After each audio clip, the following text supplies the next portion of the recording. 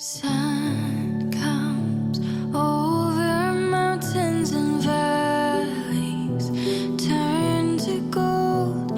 Forests shed their winter and birds sing songs of hope. Lovely, when you're right here beside me, love restoring. Oh, you make spring awaken my soul. I can hear the earth sing out, rhythm of our hearts beat loud, part of something so wild, untamable, magic in the atmosphere, ringing out strong and clear, playing on, it's so wonderful, wonderful. It's in the same bag that mine, whatever. On so tight, Very popular bag. It's a lovely bag. every sign you come down to meet me and This is a little something special of this. up my eyes, lovely, when you're right here beside me, love restoring. Me neither. It's beautiful. Spring awaken Beautiful, my you guys. soul. I can hear the earth sing out, rhythm of my heart beat loud, part of something so wild, untamable, magic in the atmosphere, ringing out strong and clear, playing on, it's so wonderful, wonderful. I can hear the earth sing out, rhythm of our hearts beat loud, part of something so wild, untamable, magic in the atmosphere, ringing out strong and clear, playing on, it's so wonderful, wonderful, wonderful.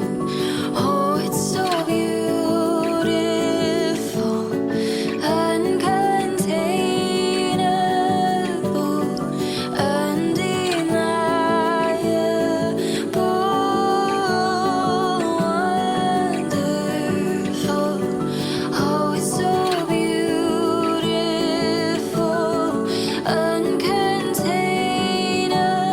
uncontainable, undeniable. I can hear the earth sing out, rhythm of my heart beat loud, part of something so wild, untamable, magic in the atmosphere, ringing out strong and clear, playing on, it's so wonderful, wonderful. I can hear the earth sing out, rhythm of our hearts beat loud, part of something so wild, untamable, magic in the Surprise. atmosphere, ringing out strong and clear, playing Come on, girlfriend. wonderful, wonderful. And can you close the door behind you when you come in? Whoever's last.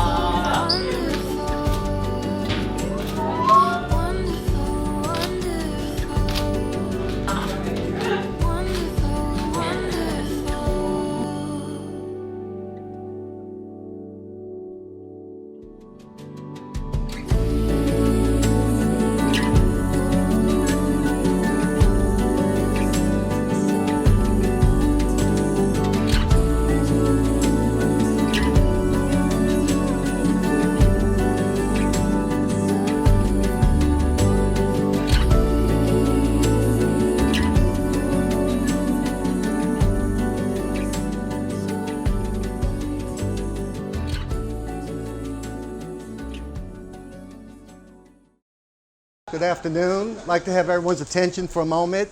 On behalf of the bride and groom, I would like to ask each of you to silence your phones and also do not take pictures during the ceremony. As you can see, we have photographers, videographers. We want you just to sit back, relax, and enjoy the ceremony.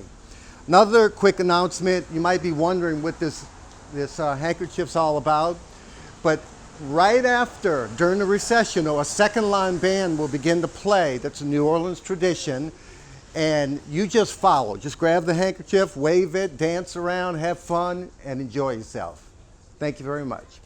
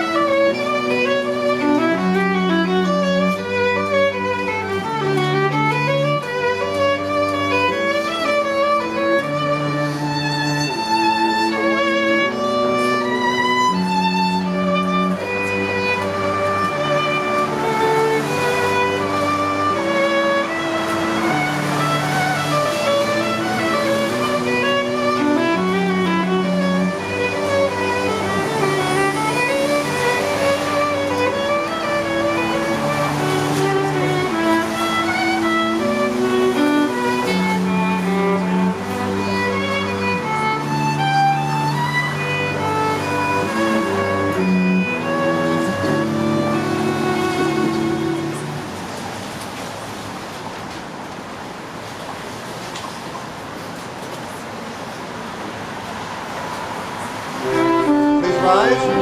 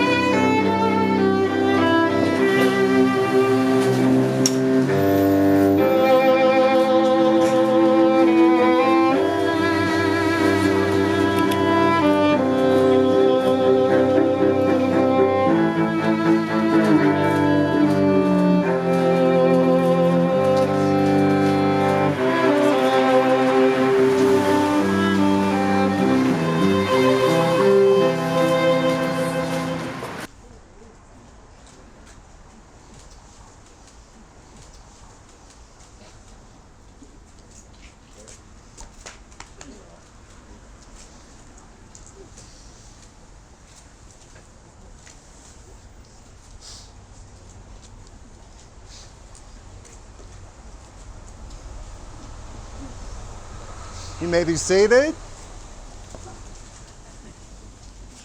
We welcome all of you who have come to be participants in the marriage between Blair Michael Barton and Emma Madison Walker.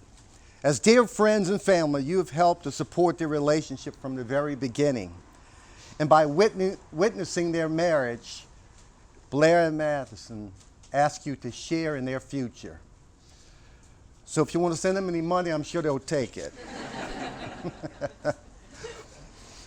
Now, throughout time and tradition, it's always been a distinct honor for someone to present the bride in marriage. Who presents this woman to this man in marriage today? I do. Thank you. We're here today to witness the coming together of two people whose hearts and spirits are already entwined as one. In fact, those of you who know Blair and Madison best can also attest to their love for one another, to their blended hopes, dreams, and goals that they share. And when such a bond exists of this magnitude, it's only appropriate to have an open, public demonstration of their love, such as this wedding ceremony. And so it is now that Blair and Madison will profess before God, family, and friends of their desire to walk the road of life together.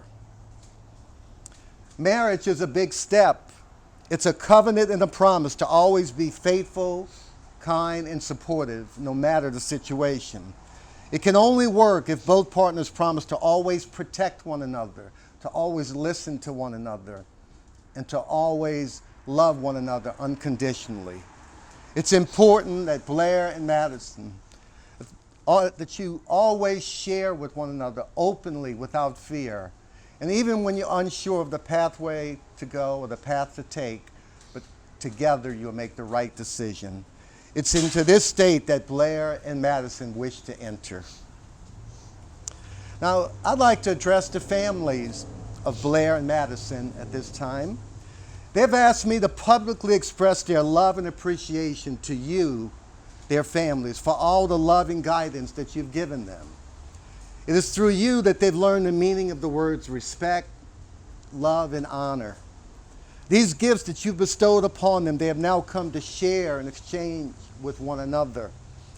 It is now, of course, a tribute to you that they stand here, because it's not only that their love for one another, but it's your love for them that has brought them to this point.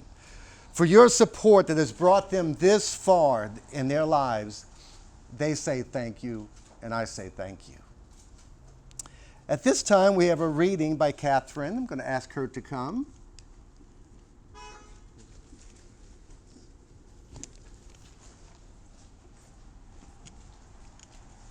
I'll Be There by Louise Cutter. I'll be there, my darling, through thick and through thin, when your mind's in a mess and your head's in a spin, when your plane's been delayed and you miss the last train, when life is just threatening to drive you insane. When your thrilling whodunit has lost its last page. When somebody tells you you're looking your age. When your coffee's too cool and your wine is too warm. When the forecast said fine, but you're out in a storm. When your quick break hotel turns into a slum and your holiday photos show only your thumb. When you park for 5 minutes in a residence bay and return to discover you've been towed away. When the jeans that you bought in hope in all haste just stick in your hips and don't reach around your waist. When the food you most like brings you out in red rashes. When as soon as you boot up, the bloody thing crashes. So, my darling, my sweetheart, my dear, when you break a rule, when you act the fool, when you've got the flu, when you're in a stew, when you're last in the queue, don't feel blue, 'cause I'm telling you, I'll be there. Thank you.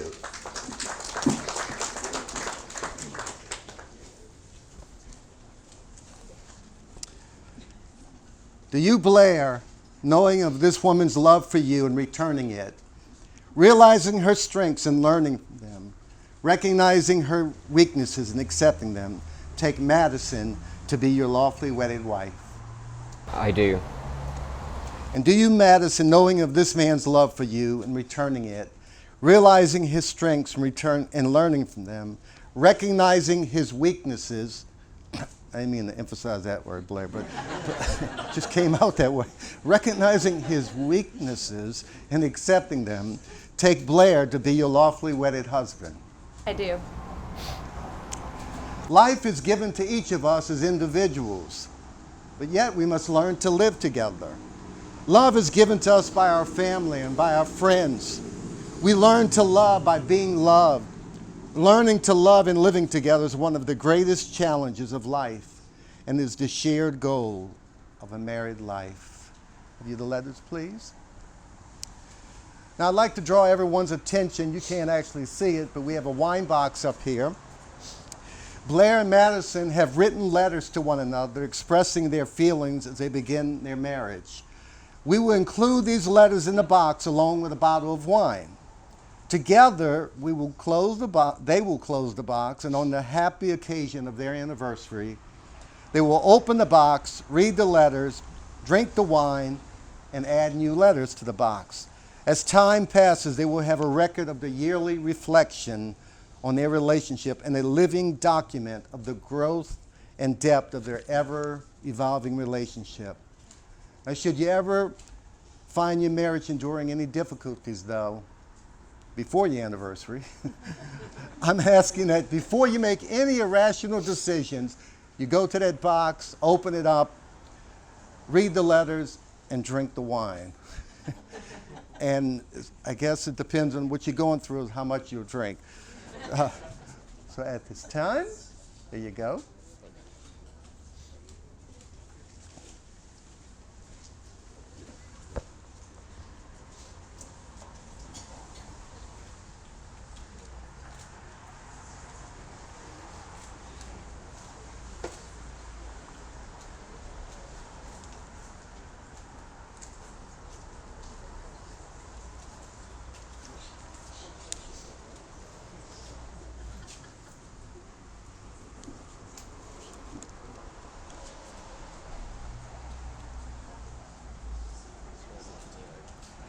At this time, I'm going to ask Tom to come. We have another special reading.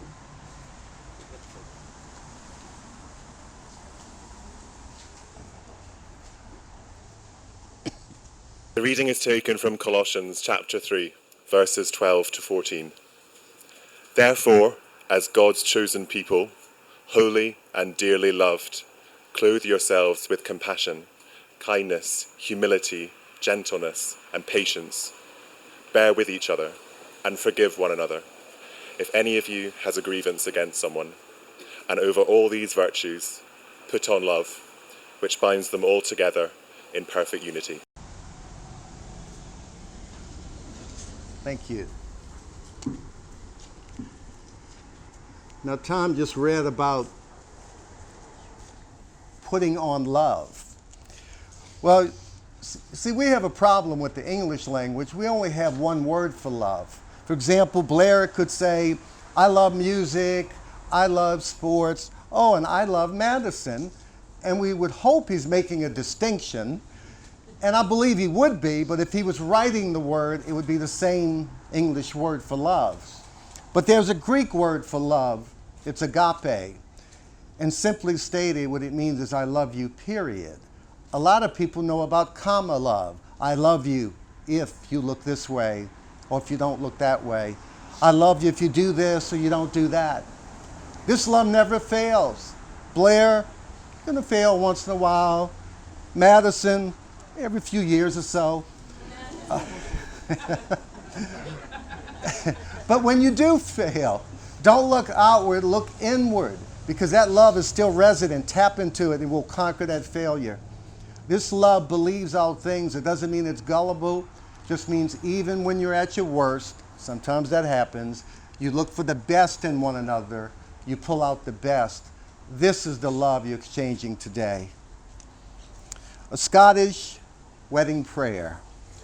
Lord, help us to remember when we first met and the strong love that grew between us. To work that love into practical things so that nothing can divide us. We ask for words, both kind and loving, and hearts always ready to ask forgiveness as well as to forgive.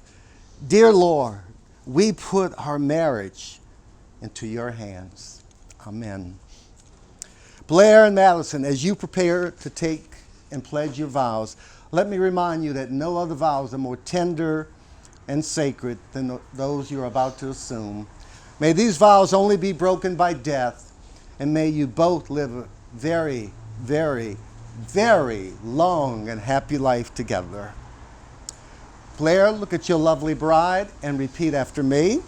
I, Blair, take you, Madison, to be my wedded wife. I, Blair, take Madison to be my wedded wife. To have and to hold from this day forward. To have and to hold from this day forth. For better, for worse. For better or for worse. For richer, for poorer. For richer or for poorer. In sickness and in health. In sickness and in health. To love and to cherish. To love and to cherish. As long as we both shall live. As long as we both shall live. Madison, please look at Blair and repeat after me. I, Madison, take you, Blair, to be my wedded husband. I, Madison, take you, Blair, to be my wedded husband. To have and to hold from this day forward. To have and to hold from this day forward. For better, for worse. For better, for worse. For richer, for poorer. For richer, or poorer. In sickness and in health. In sickness and in health. To love and to cherish. To love and to cherish. As long as we both shall live. As long as we both shall live. Give you the rings, please.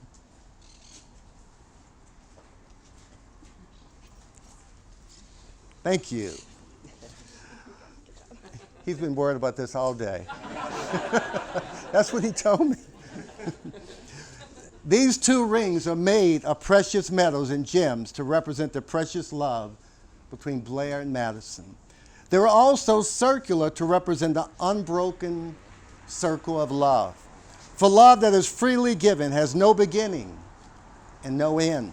May these rings always remind you that your love is never ending, and may God bless you with his peace and favor as you wear them. Blair, take Madison's ring, place it on her left ring finger, and repeat after me. I offer this ring as a symbol of my love. I offer this ring as a symbol of my love. And devotion. And devotion. Let it always be a reminder. Let it always be a reminder. Of my vows to you. Of my vows to you. Okay, take Blair's ring, place it on the left ring finger. Repeat after me. I offer this ring as a symbol of my love. I offer this ring as a symbol of my love. And devotion. And devotion. Let it always be a reminder. Let it always be a reminder. Of my vows to you. Of my vows to you. For as much as Blair and Madison have consented together in holy wedlock and have witnessed the same before God, family, and friends, and have pledged their faith and have given and received wedding rings, I pronounce that they are husband and wife together in the name of the Father, of the Son, and of the Holy Spirit. And those whom God has joined together, let not man put asunder. You may kiss your beautiful bride.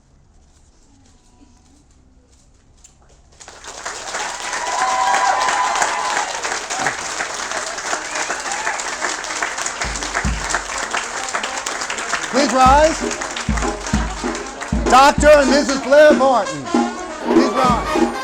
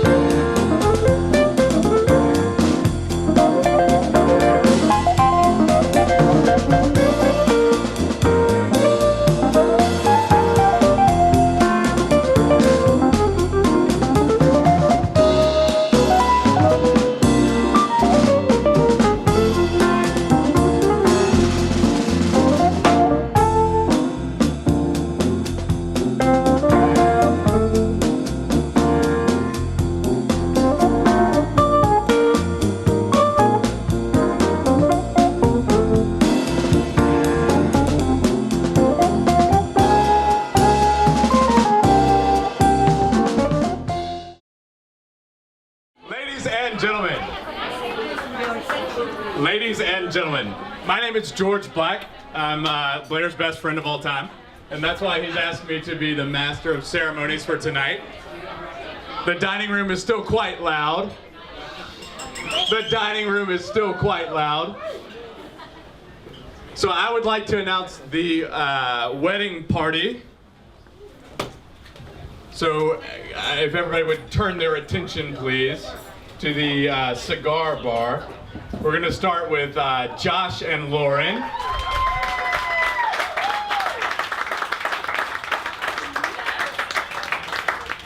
Next we have Zach and Katie.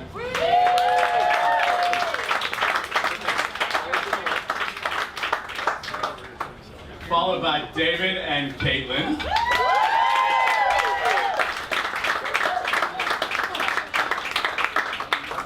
Harry and Janet.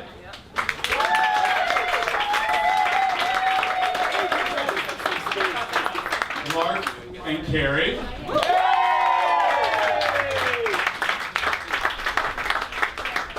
And for the first time, Dr. and Mrs. Blair Barton.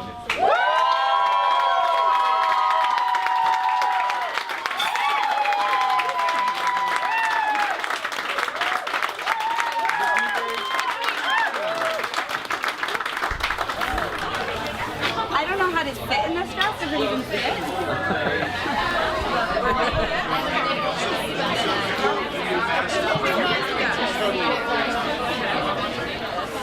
It's a lot bigger than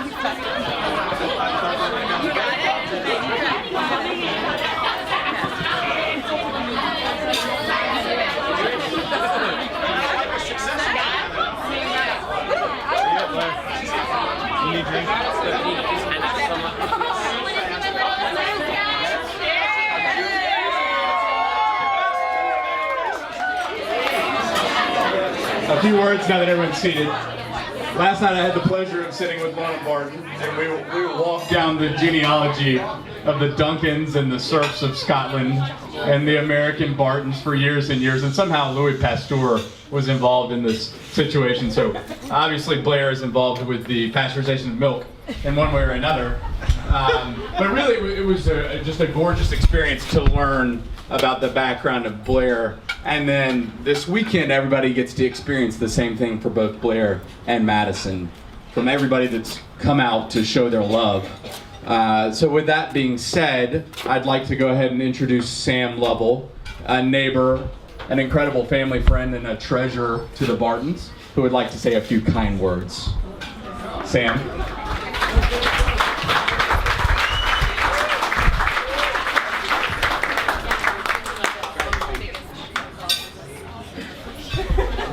That's on them. Thank you very, very much.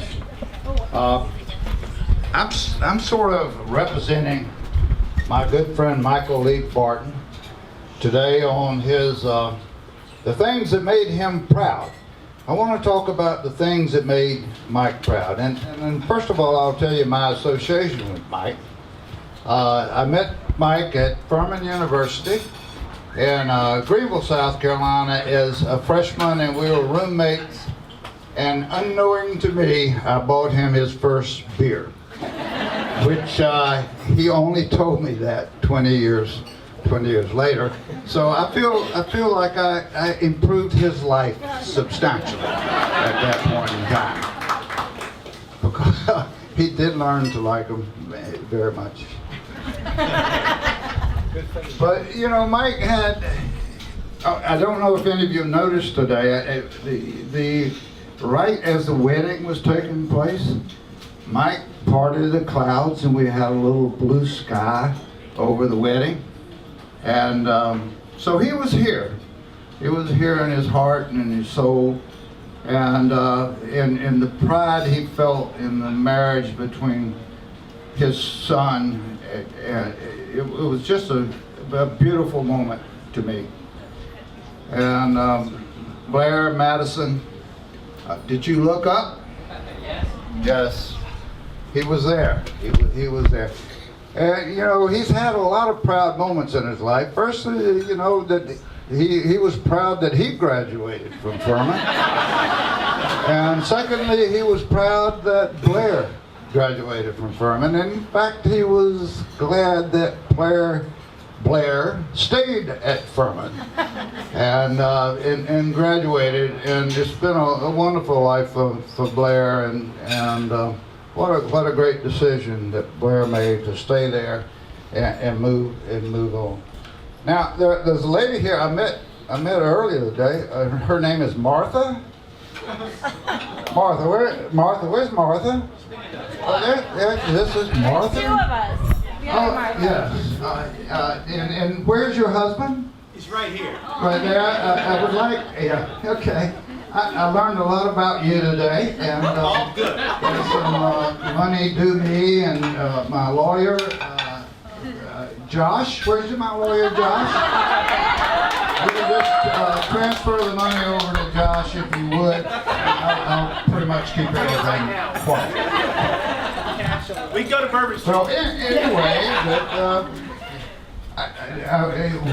I would be remiss in not talking about Matthew and Kate and the joy that I saw in Mike at that wedding as well.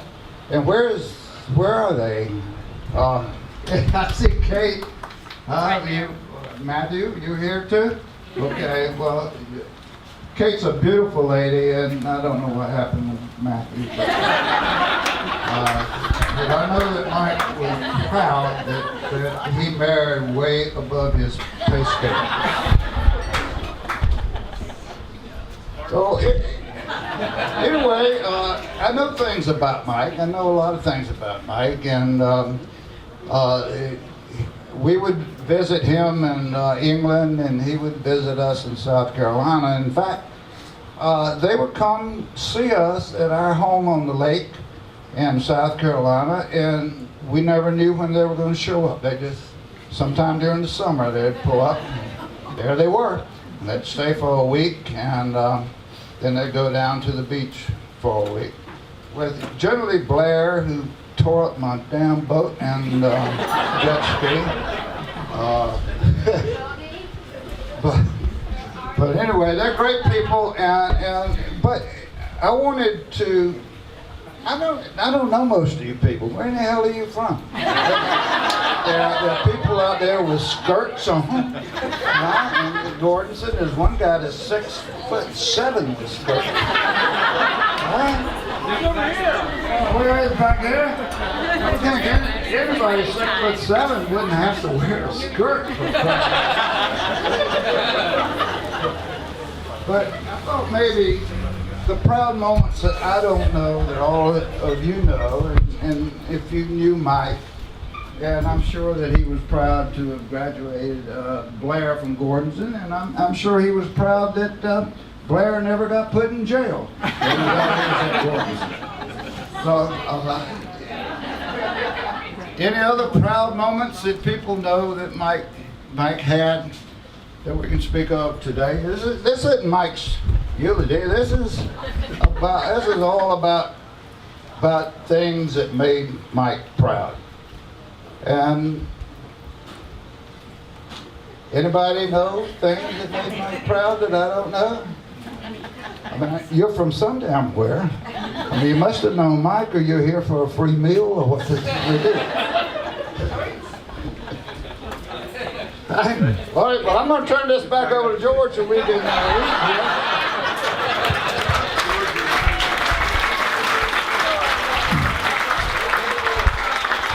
Thank you, Sam.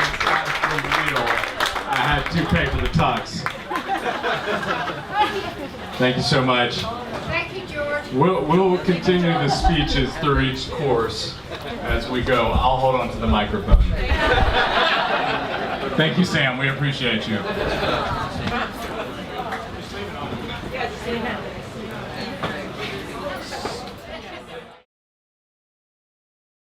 All right, so we're back. So as you guys know, I'm one of the brothers of the bride. The other one is Philip. He looks a lot like me with a better beard, and he's taller. But we both ever seen airlines, except mine is not on the top. So typically I don't write things down.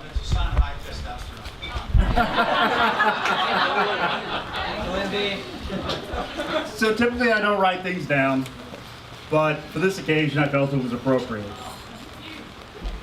So I apologize if I can't read my own writing because it got wet and I have poor penmanship. But let's go with it got wet. But I sat and thought long and hard about what I would say, and so many things came to mind, I wasn't sure I'd be able to keep them straight if I didn't. So, I'm just going to read my letter to you. As I sit here and think about this speech, I determine why it's been so difficult a task. Madison, you leave me speechless. A truly accomplished, beautiful, driven, caring, and overall amazing woman. And I reflect on that word, woman. As it applies to you, my mind is flooded with memories, both good and not so good, that brought you here. I like to think of those not so good ones as, let's don't do that again. So, don't do that again. From our Christmas tree tradition, which we kept even during the Leaving the Blanket of Freedom years, where if you don't know, Madison and I would cut down a Christmas tree every year, the day after Thanksgiving. And Madison was adamant that no Christmas tree would be put up in the house unless I cut it down. And I was in the Navy for a number of years, and somehow the Navy always brought me home so I could cut down the Christmas tree with my little sister. And it's one of the things I reflect on. I know it's small, but it means a lot to me. Our special Starbucks dates, our pregame Gamecock phone calls. Sorry, Mrs. Haley. Although you didn't win this year, but next year we got you. And many more. I reflect even further to my baby sister coming into this world. I remember visiting Mom in the hospital. I was unsure what was happening. But Mom went to the hospital, and then there was you. I remember you coming home.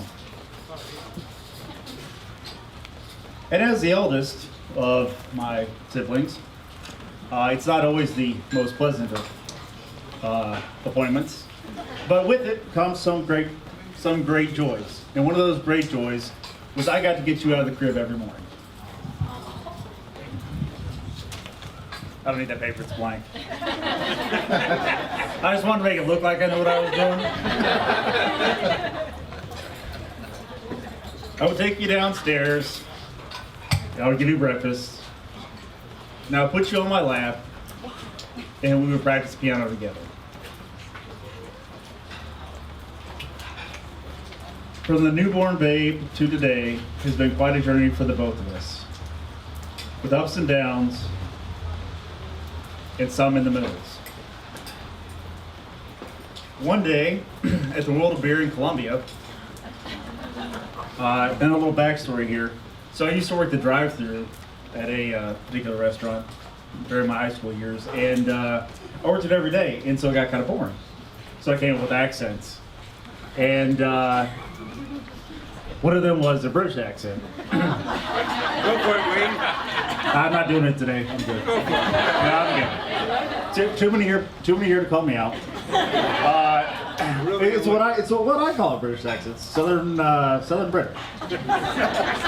So because let's be honest, working drive is boring. So Madison brings this young gentleman in. His name is Blair, and she says, Do your British accent, Wayne." So I pipe off my best interpretation of what a British accent is, and then this guy opens his mouth, and I was like, "Oh shit, he's got me beat." And then she explains he's actually British, which explains it, so I don't feel so bad. I haven't heard Blair say a lot of British words because he doesn't talk much, but when he does, you should listen. I think he probably took the words of a wise man who once said, "Better keep your mouth shut." and be assumed a fool, then open your mouth and prove it. So, although I haven't heard Blair say many words, the words I have heard him say are all kind, loving, and true. It's one of the things I admire about you, Blair. I gotta get back to my paper here. Kind of went off my script. Bad handwriting. All right. So from that day until now, I've watched you both grow into beautiful and mature adults. And you're quite respectable, which surprised me. When I think of Blair of Madison, I think of a team. Not two people, but a team. A wise man once said, "A single stick may be easily broken, but a bundle of sticks is nearly unbreakable."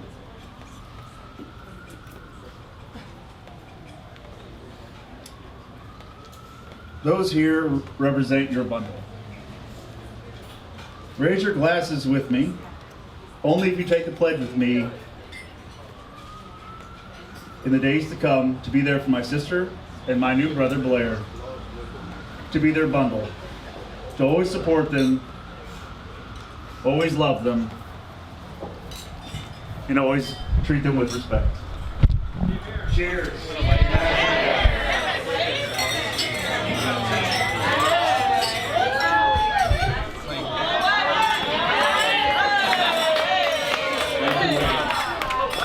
Thank you, Wayne.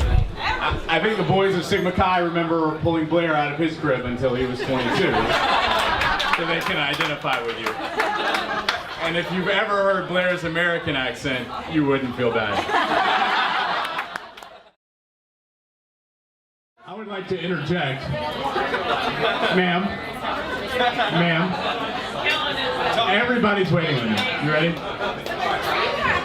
So, I would like to introduce the best man. He also happens to be the only man that has slept in the same bed with Blair more than I have. He would like to say a few kind words about Dr. Blair Barton.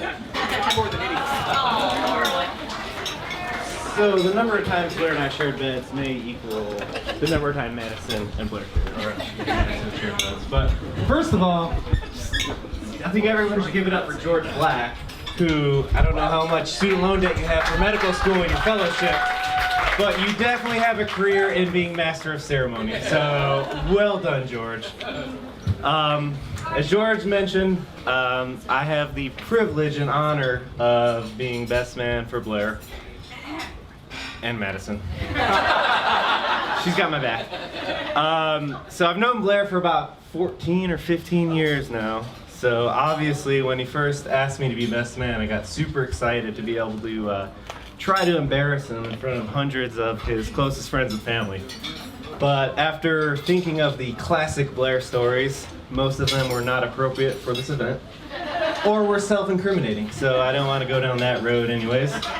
Not to mention I need to tread pretty carefully not to anger the new bride, which has been a common occurrence over the last 7 years that I've kind of got to know her.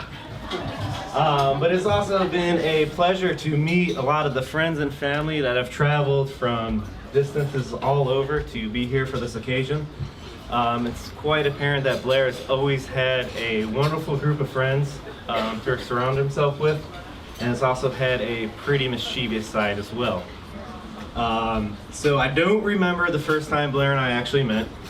Zach and Blair have kind of a story about that, but I wouldn't believe it because it doesn't put me in the best light. But nevertheless, my most vivid memory about Blair, our earliest memory, was he and I colluding towards the end of our freshman year regarding the rooming situation for sophomore year. So we had to think of a way to let his current roommate know that any agreement that they had for their sophomore years was fake news, and that Blair and I were actually going to room together next year.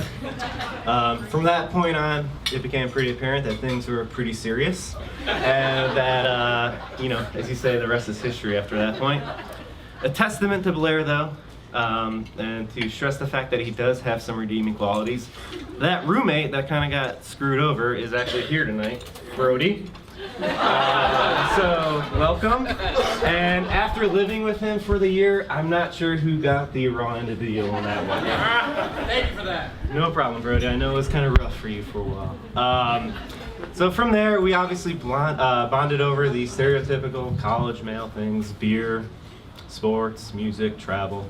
A lot of memories were, a lot of time was spent Saturday mornings on the rugby pitch, watching Blair kind of try to assert his dominance just based off his cultural heritage, which he was actually pretty good, but he had the most elaborate routine for a conversion.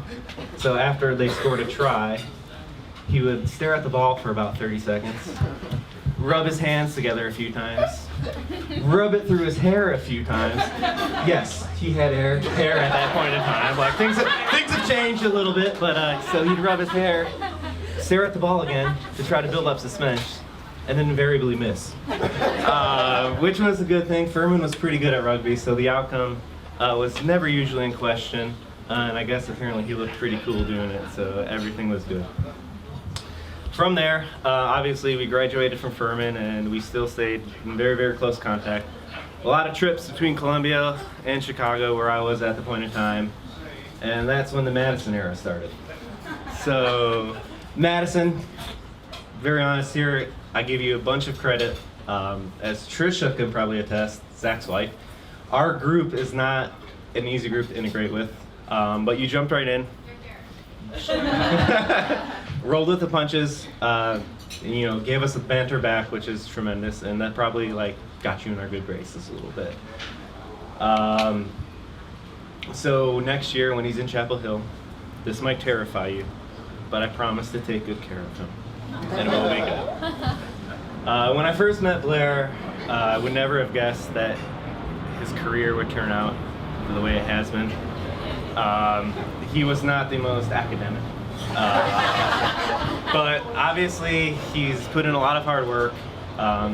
His character as a high-minded man has got him to where he is today. I'll probably never admit this ever again, in public at least, but I am extremely proud of you. And it's been wonderful to see how far you've come so far. So Blair, thank you for inviting me to be part of this special occasion. Madison, thank you for allowing me to be a part of this special occasion. It honestly means more to me than you guys could probably imagine. I truly do love you guys both. And I ask that, I forgot my glass at the table, but everyone raise their glass and have a drink in honor of Blair and Madison and to a lifetime of happiness for both of them.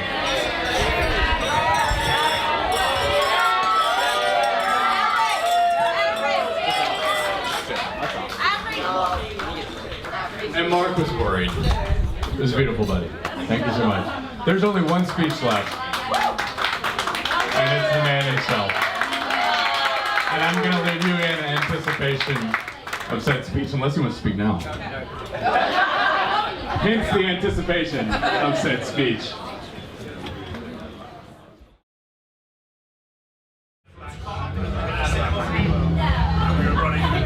You ready?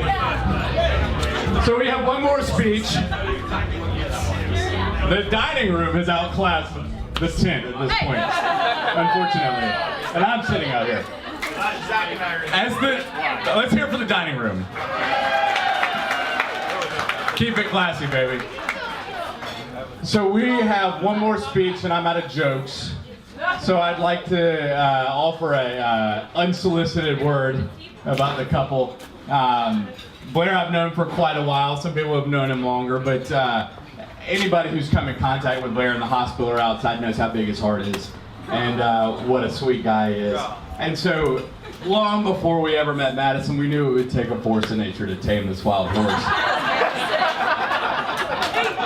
So as we hear stories about both of them, you know, between talking to Annie and Nikki Haley, and everybody in between, we have learned exactly how competitive and sweet and compassionate Madison is. And we all saw it tonight on Blair's face as she walked down the aisle.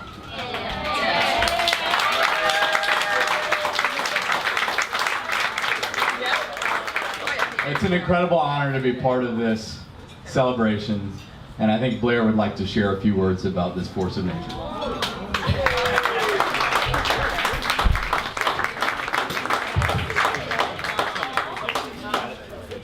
George. Well, what a night, huh? Anyway, thank you everyone. Good evening, ladies and gentlemen, family, friends, and a surprising number of our current and former bosses. Thank you for attending the second best British wedding of the year. The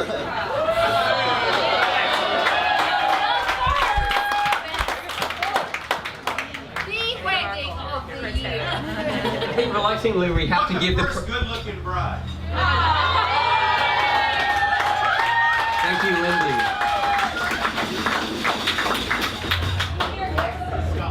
But I do think reluctantly we have to give the prize to Meghan and Harry. We did, however, invite the Queen when we were in London earlier this year, but she's still displeased about that tea party in Boston. Thank you to Sam, Mark, Wayne, for all your kind words that you put together on our behalf tonight. Madison and I are completely and so grateful for all the time you've taken out of your lives to have this memory with us today. First off, I would just like to address the elephant in the room. For those who you're familiar with, those men that you see wearing skirts, that is completely normal.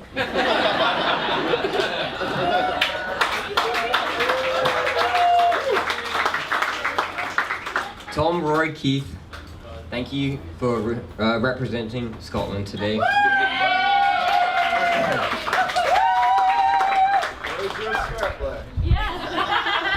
And also thank you for bringing the weather with you.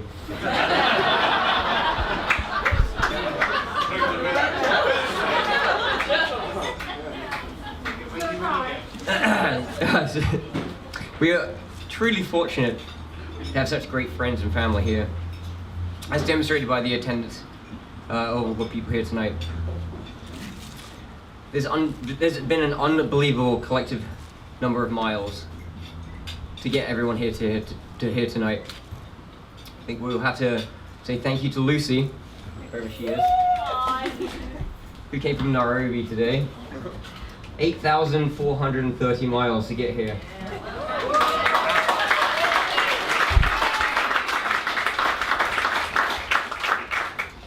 And the shortest has to be the Celestries. You probably walked 200 meters to get here. Everybody in between, thank you so much for all of the miles that you've traveled to get here. After I proposed to Madison, we started talking about who we were going to invite to the wedding. We realized that we'd invited most of the people here who were from out of state and actually who lived in a different continent. We had a sickening moment of realization that we may only have 30 or so people here tonight.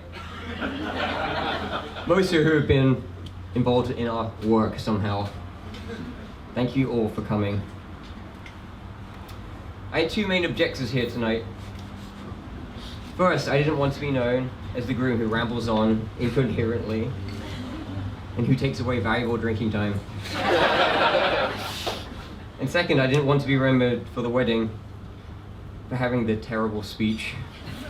With that being said, let me start off by saying how wonderful Madison has been tonight.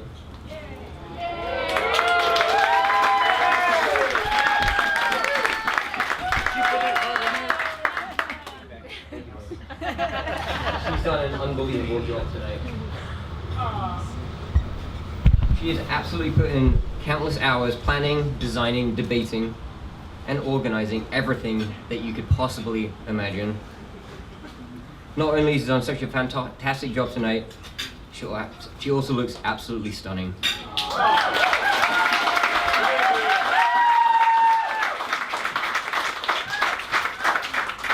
Without a doubt, I'm definitely getting the better deal of this marriage.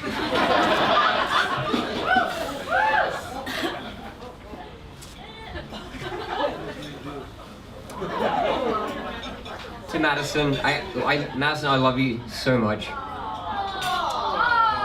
I'm looking forward to spending the rest of our lives together. You mean the world to me.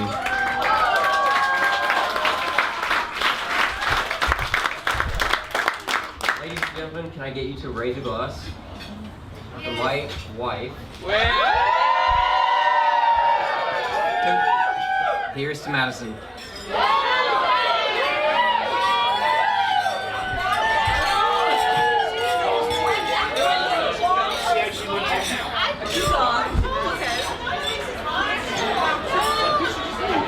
I'm still with the talk, so please be quiet. I'd like to start this off with a quote.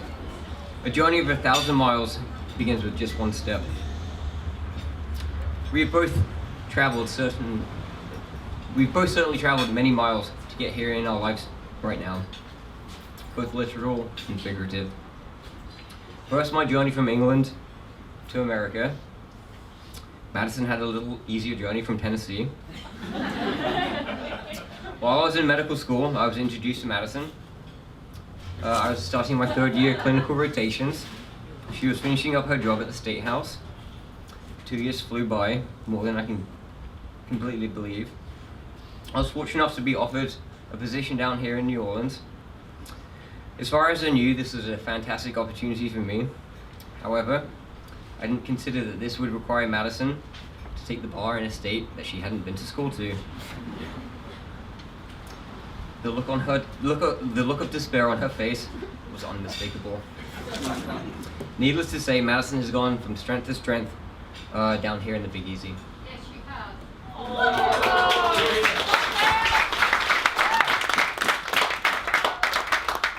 A special mention has to be given to Kyle, Peter, and Trevor for giving Madison the opportunity to show how absolutely wonderful she is.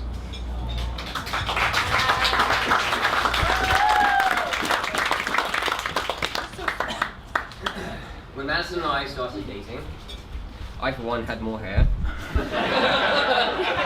and probably a stronger English accent. However, I did feel like she had a difficult time adjusting to the culture of dating someone who was from England. One day, while browsing through the finest tabloid paper in all of England, the Daily Mail, I stumbled upon an article that I felt that could help Madison adjust to the complex nature of an Englishman. The article was entitled, "Does a British person really like you?"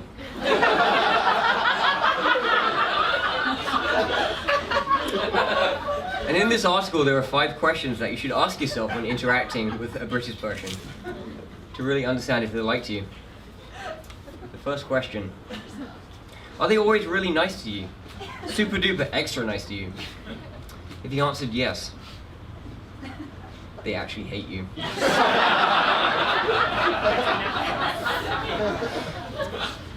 If your answer was no, then move on to question 2. The second question: are they just normal kind of nice levels towards you? If you answered yes to this question, they actually like you. If no, move on to number 3. Question 3: do they mock you, verbally abuse you, and make jokes at your expense? If you answered yes, congratulations, you're their best friend.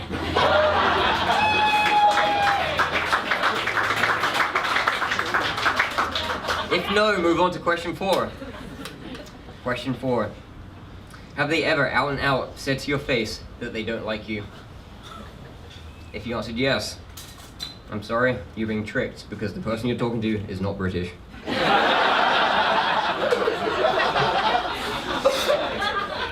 If no, move on to question 5. This is the applicable question. Question 5: do they ignore you? Do they blank you? Do they go out of your way to avoid you at all costs? If yes, then watch out, they're absolutely in love with you.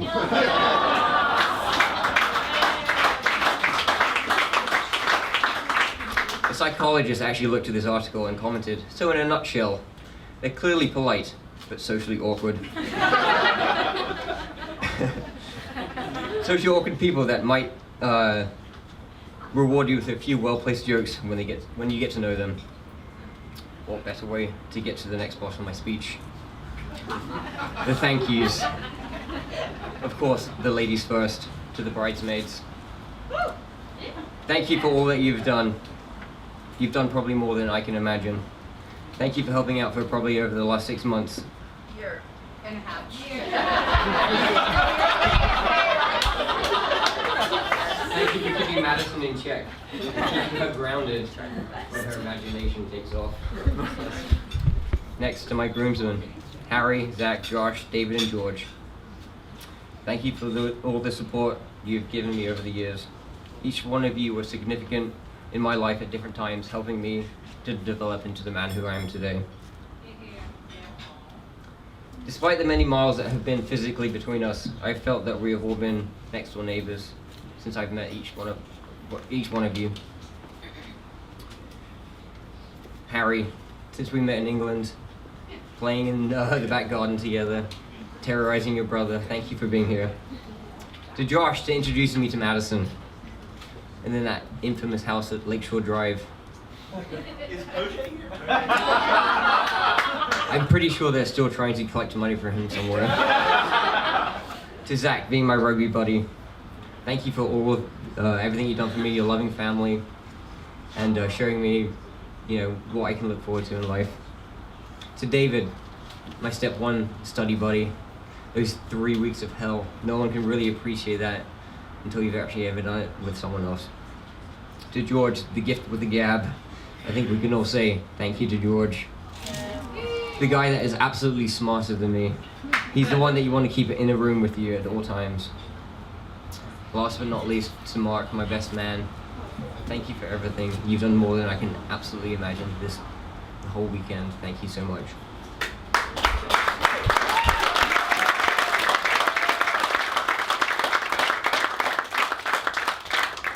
Thank you for being at my side through all the highs and the lows. Since rooming together since college, you've continued to be there for me since moving from Chicago to Greenville. We certainly had a lot of highs and lows together. We have a lot of stories to tell people, some that we can share, a lot of them that we're definitely not going to share with anyone. And next to the family, Annie, Wayne, Martha, Janet, Justin, Philip, and Allison. Thank you so much for welcoming me and my mom to be a part of the family. You've been very, very receptive to me and my mom, and we can't thank you enough.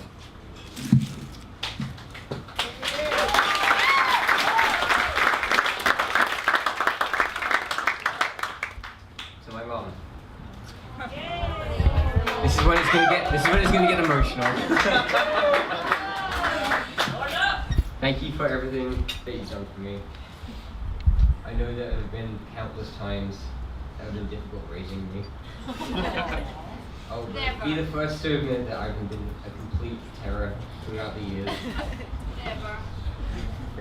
I'm gonna have to make this next part short, but it's about my dad, because it's probably gonna set me off. But for those who had the pleasure of meeting my dad, you would all agree that he would have been in his prime tonight.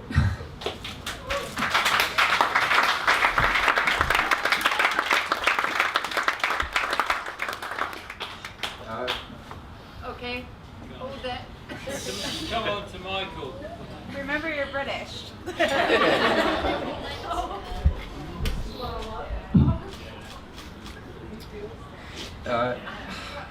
Sorry. One of the biggest regrets I have is that you never got to meet Madison. And without a doubt, he would have been a fan.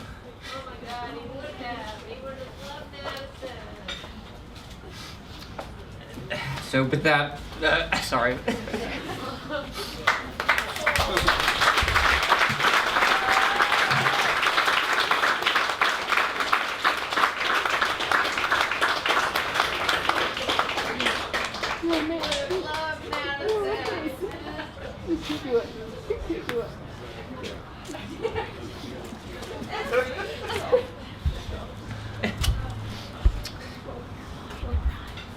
that, I'd like to finish with a toast.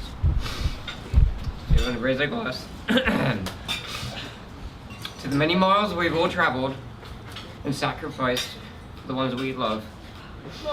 And to the many more miles that we're happily traveled for all of them. Thank you very much. Cheers.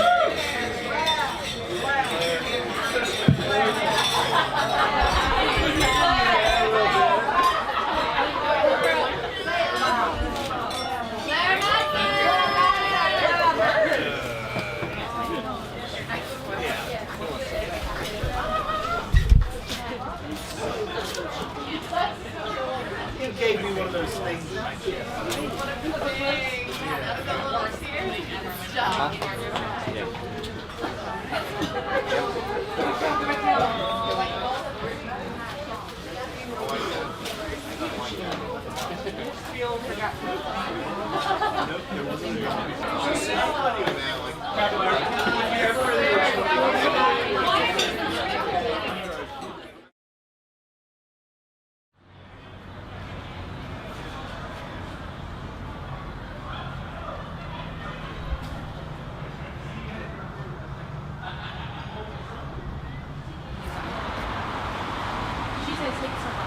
Wayne, would you mind getting me a glass of champagne? Yeah, it's not gonna work. Not specify Wayne. Oh, that's not a fire. They're unzipped fires. It shouldn't move. They're not. Okay, honey, they don't. Thank you. I mean, we can get a ladder and cut there. Sorry, I wasn't Oh yeah, you're good.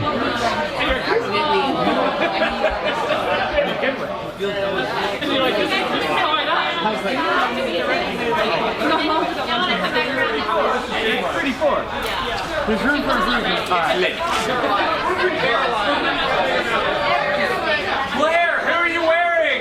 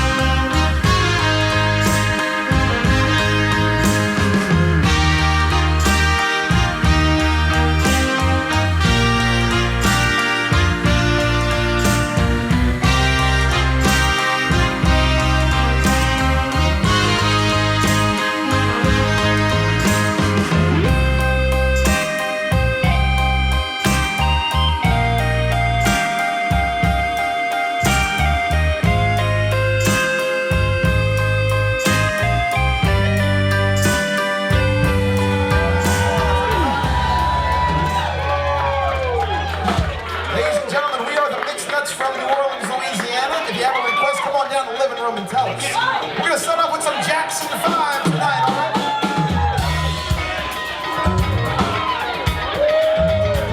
The dance floor's open, party people, come on.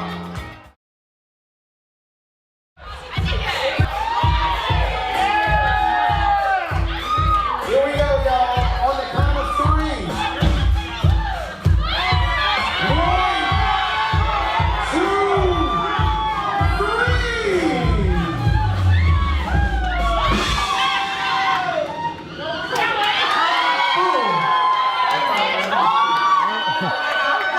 Try harder. Groomsmen, come on up. We're gonna just watch until we start.